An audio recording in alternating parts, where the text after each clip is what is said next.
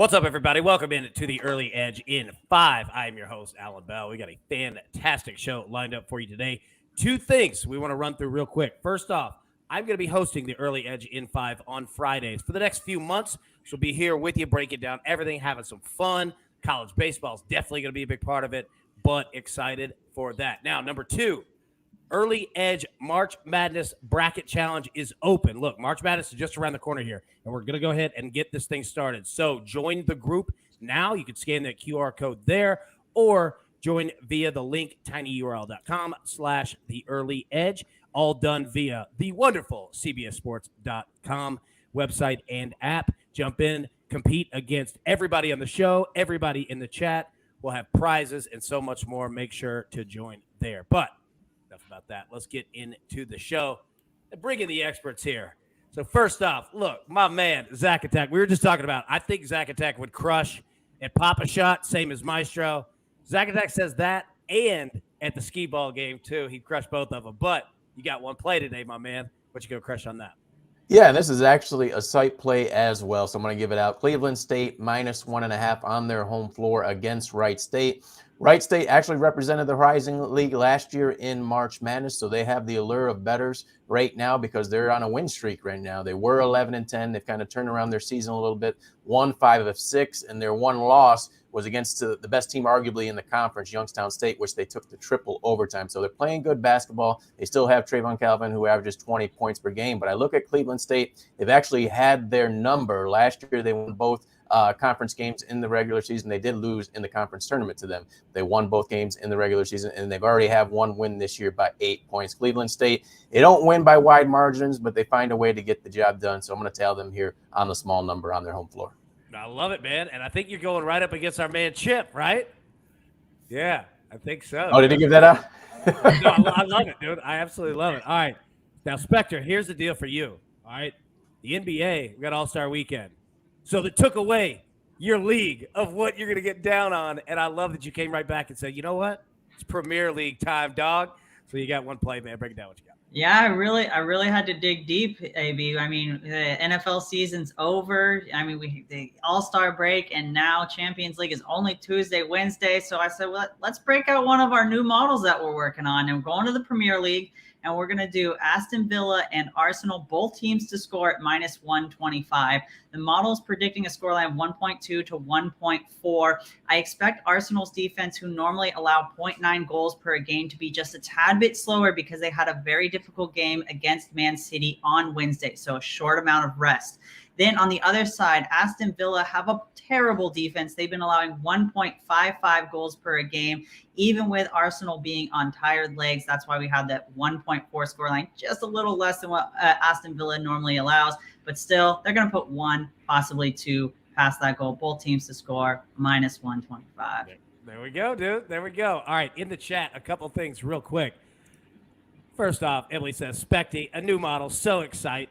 Love that one. All right, number 2, Caleb says, picks for three-point contest. Dude, Saturday morning, AM show, 10 a.m. Eastern normal time. We're going to have all kinds of All-Star Weekend type stuff. Now, which ones are tonight? Which events are tonight? Is the three-point contest tonight? No, 3-point should be Saturday, and tonight is like the Rising Stars game. That's it. Okay, I wanted to make sure that I didn't say that to Caleb, and he's like, hey, bro, the three-point contest is in 2 hours. And then number 3, the last one real quick, our man Josh. Look, Doggy Butt finally lost, hit my 2 overs, lost my 2 unders. Bizarre world yesterday. Dude, welcome to basketball. It's craziness, but you have been crushing it. Dude, keep them coming. Want to see them for sure. All right, Maestro, get to you, buddy. You're in your spot. Break it down. What you got?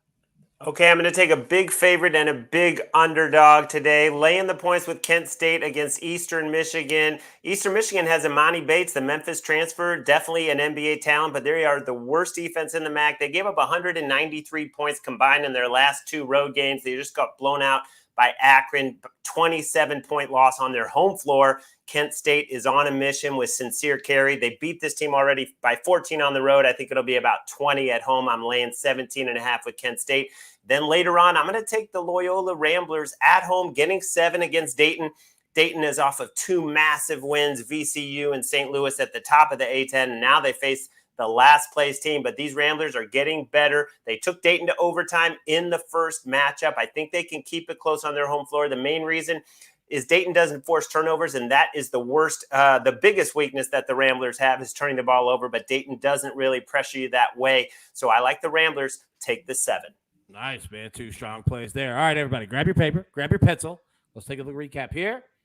Glorious as always. The Maestro, Loyola +7, Kent State -17.5. Speculators on Arsenal, Aston Villa, both teams to score -125.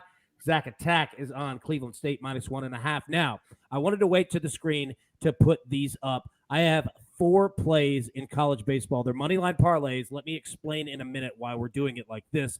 All right, first parlay is going to be, they're all 2 legs, +100, Maryland and UCLA. Second one, +153, Tennessee and Arkansas.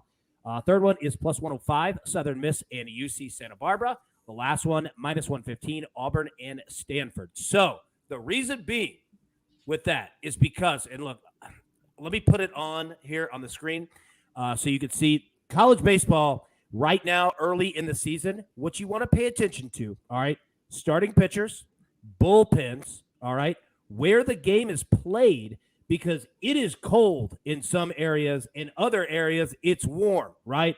The ball is going to either fly or die. So pay attention to that one.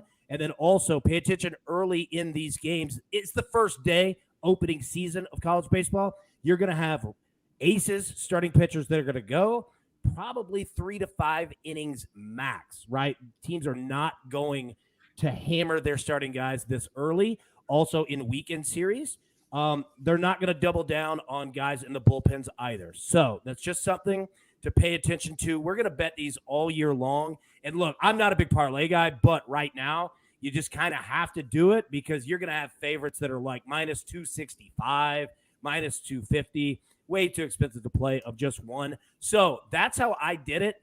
Understand how I kind of go about it is I make a pool of all the money line teams that I like, and you can mix and match however you like. Take a look, do your research. That's how I had it. But for the first kind of 2 weeks, that's how we break it down. Sounds good. But you know what? We're going to do this every Friday. I'm excited for it. But you know what? Until then, everybody, best of luck. Let's cash these tickets. We'll see you tomorrow. Thank you so much.